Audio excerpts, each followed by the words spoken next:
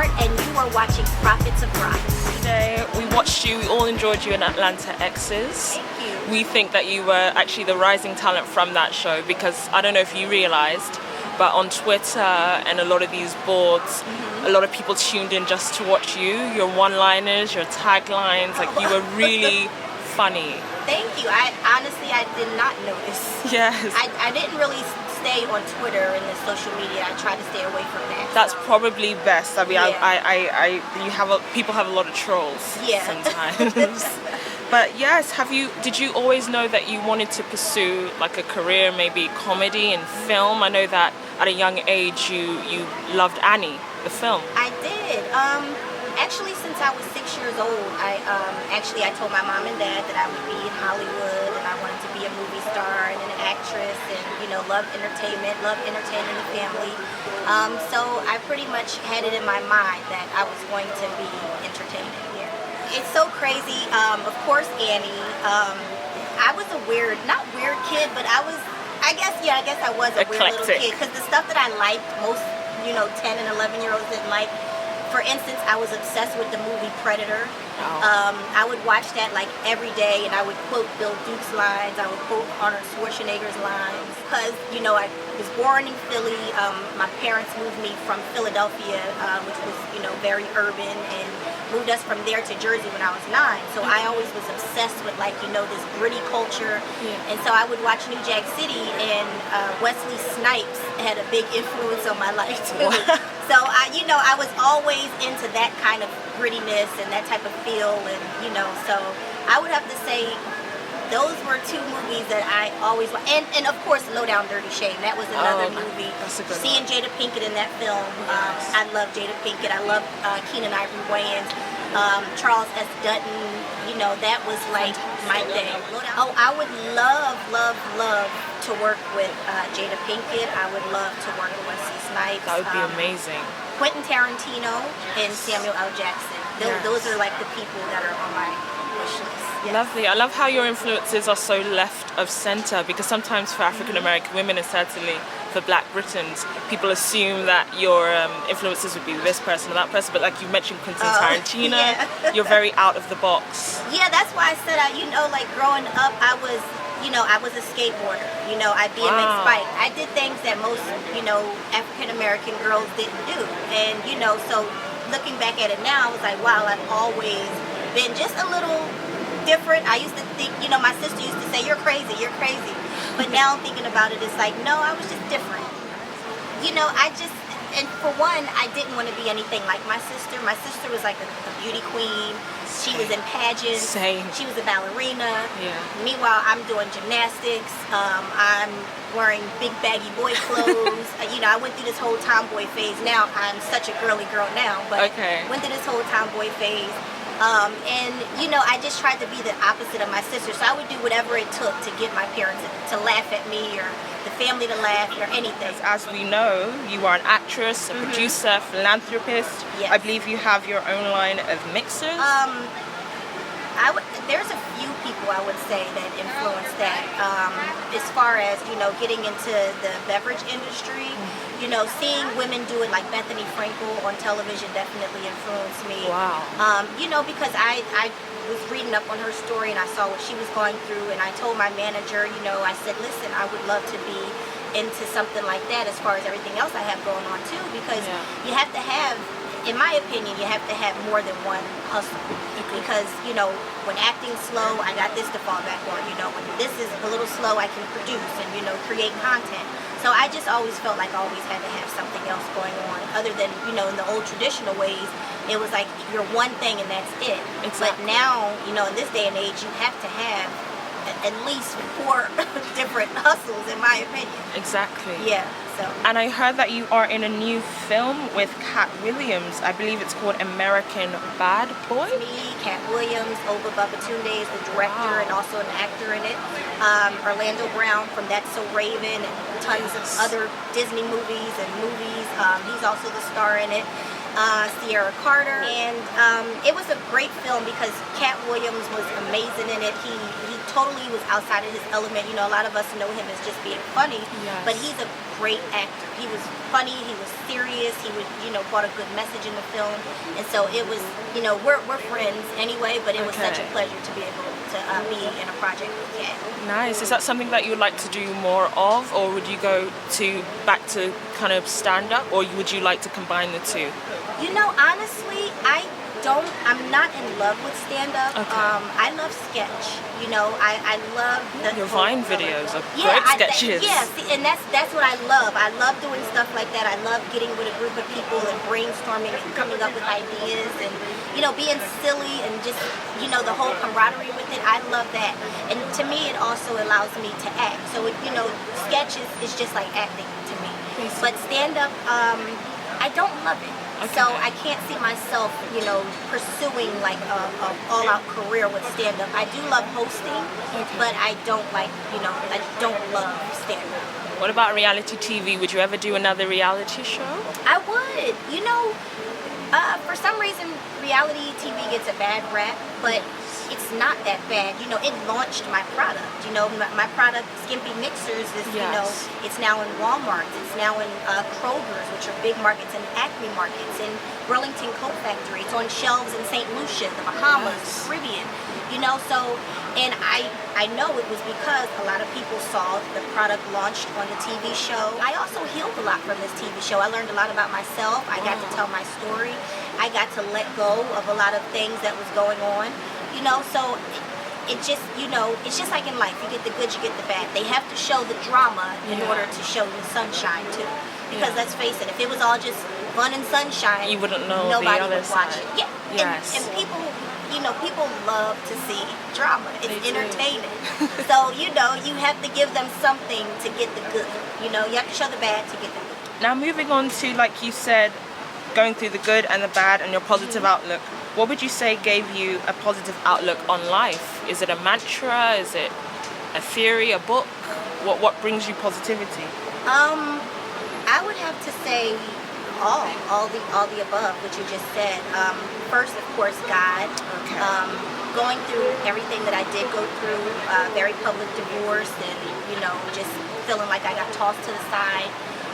It made me have to come closer to God and really bow down and, you know, search for a lot of answers. So I did read the Bible, I did fast, I did pray, I did go and saw a lot of ministers in person and just looking, you know, for some type of help. And I would have to say mainly just the fasting, the praying, and I read a ton of self-help books. I mean, my whole dresser is like probably like this, but they, you know, they helped me so much and just gave me a lot of insight. And also I started doing daily affirmations, which I do to this day. I wake up and I say an affirmation to get my day started. You know, think positive and tell myself, you know, you have to stay positive. You know, be a ray of sunshine when you walk in somewhere versus, you know, walking around with a dark cloud over your head. Because I know there was moments where, you know, I was the person with a dark cloud because I wasn't in such a great place. So now coming from that, I've learned, you know, always be conscious of that because happiness is a choice. Yeah. And, you know, we can fall into, if we're having a bad day, just, okay, well, forget it. I'm going to stay in this negative space. So I just always make sure I stay in a positive space and very, very aware of it. When it comes to my children, you know, my family, my boyfriend, you know, everybody, I always try to say, you know, let's stay in the positive. I read T.D. Jakes' books, the Bible. I would go on, you know, Pinterest and look for positive quotes and just post them. Anything positive and spiritual. I sought it out. I did the work because I also believe you have to do the work. You know, it's not just going to happen. Like, you really have to take the time out and say, okay, today I'm going to be happy. Today I'm going to be strong. I'm going to be brave. And I mean, I really was fighting for my happiness. So anything that helped me get happy, I did. I did a bonfire in my backyard. Wow. I wrote a list of, put a list of names on a piece of paper, people who hurt me, you know, and kind of betrayed me. And I put everybody's name on that list, and I prayed on it. I gave it to God, and I said, from this day forward, I forgive these people. I'm not going to live in the past. And put it in the ground and lit it on fire, and I said, I give it to you, God. Yeah, and it's a relief. Yeah. You know, of course, some of my funny friends are like, Jory, you did a seance. And I'm like, I did not do a seance. You know, if God's given you the tools to do it, take those tools and actually use the tools and do it. And I think we're all guilty of that sometimes, unless you really realize what it is. Because honestly, in my mind, I saw me and my ex-husband being this big power couple in Hollywood, and, having our family, and this was going to be what it was. And then I had to realize, no, that was not God's plan. That's why it didn't work out. And it took me, some time to release that whole vision and that image and realize, no, God has something else in store for me. And so he would send, certain people in my life, gentlemen too, very sweet, nice gentlemen. And I would look at them like, no, this isn't, until I had to really just let go and say, okay, God, thank you. What do you know now that you wish you knew then? Like, what would you advise yourself in your most challenging moments? Wow. Just that happiness is a choice. Don't waste any time. I didn't understand before that I was the cause for me not being in a happy place. Because like I said, right now my main goal in life is always to be happy. Okay. Because I don't care. The small things that I used to care about before, like, oh, I had to have fancy bags. Like, now that stuff means nothing to me. The only thing that matters to me now is my happiness. Wow. So I would tell myself, don't focus on such material things. Focus on giving back also. Focus on brightening up somebody else's day. Just giving somebody a compliment can help brighten up their day.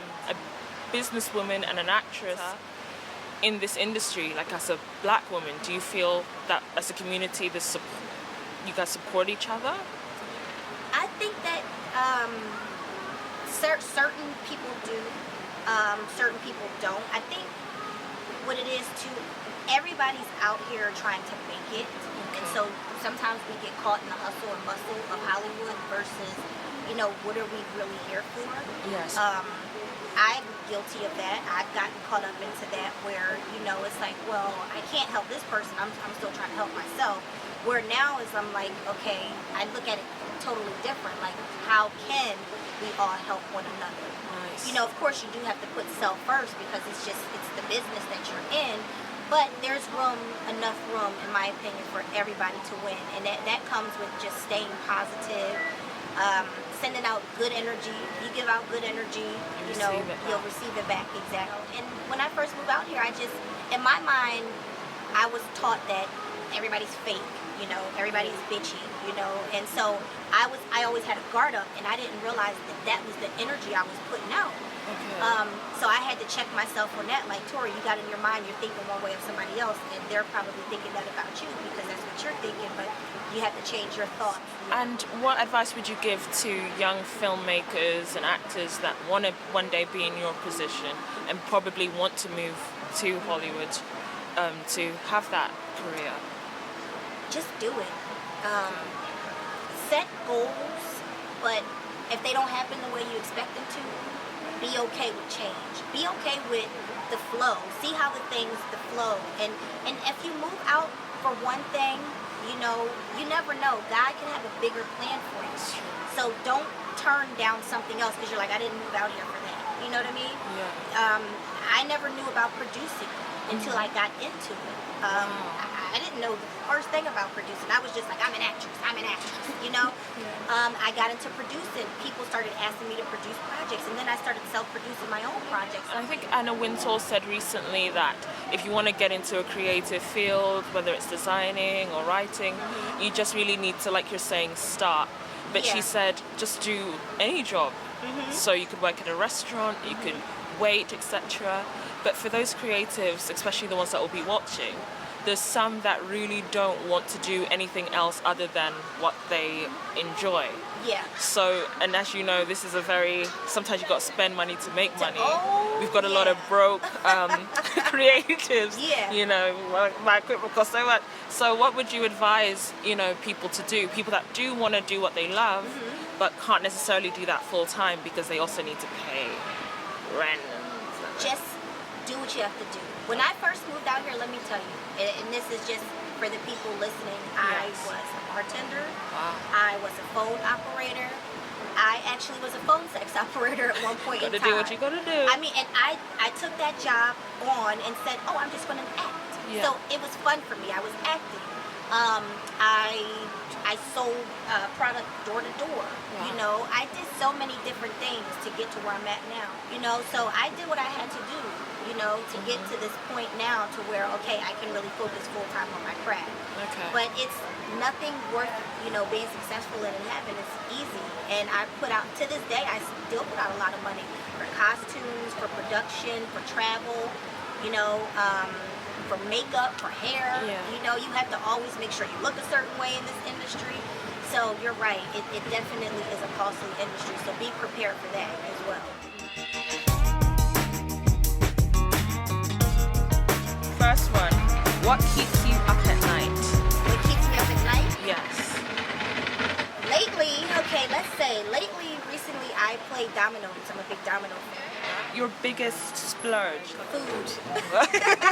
You're a foodie like me. Oh my God, and wine. Okay. I will spend on a good meal. I love seafood. Oh. I will go and splurge on seafood. I love to eat. I love, because it brings you together. Secondly, vacations. I love to splurge on vacations. What's the best city you've been in? Like, what's your favorite city? Favorite city? Wow. I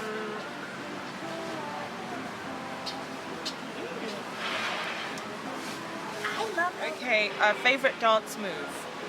I can't dance. Or you could do it in your seat. What would be my favorite dance just the two-step. The two-step. Yeah, I'm a terrible dancer. Okay, any secret talents? Secret talents. I'm a healer. Okay. A lot of people come to me for healing. You know, a lot of my friends, a lot of my family members. So, you know, I've laid hands on people. What, like your favorite song? The Weeknd, anything The Weeknd. Okay. I Can't Feel My Face right I now. love that That song. is the song that's in full rotation. I love The Weeknd, so really just his whole album is always. Oh, and Ty Tribbett. So, but I listen to a lot of techno too, so I think they'd be shocked that I listen to techno. Dinner with anyone, dead or alive, who would it be?